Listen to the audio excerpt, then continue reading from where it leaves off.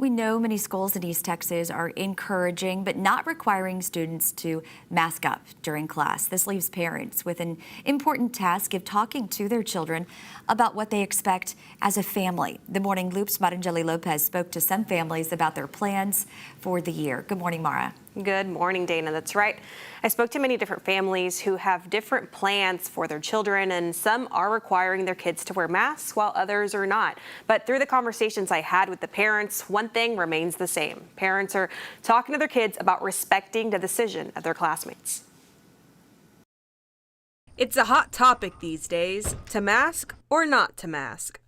I'm not sending her to school with a mask. I will require my children to wear a mask. I think that we are still going to send them with masks. In Texas, mask mandates are not allowed in public schools. That's per an executive order issued by Governor Greg Abbott, leaving the decision up to the parents. I'm not gonna lie, she ain't gotten vaccinated yet or anything like that, but I haven't seen a need for it because she hasn't been around nobody with COVID.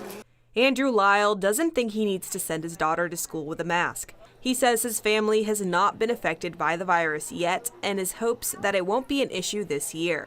Kids are resilient and they're used to it. My son wore a mask last year and it didn't bother him at all. Carly Greer has 2 kids who are going to Lindale schools.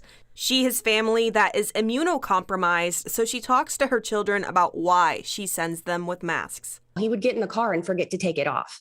So it's really not an issue for them to be wearing a mask. In the Peinado household, it's just part of the routine. So I got used to that routine where I had to wash my hands, put on hand sanitizer. Now that's what we do every time we go out. And then what they did, and they'll continue to do, is every time that they would come home, they would wash their hands and their face and do all that. Joanna and Armando say be the role model you want your child to follow.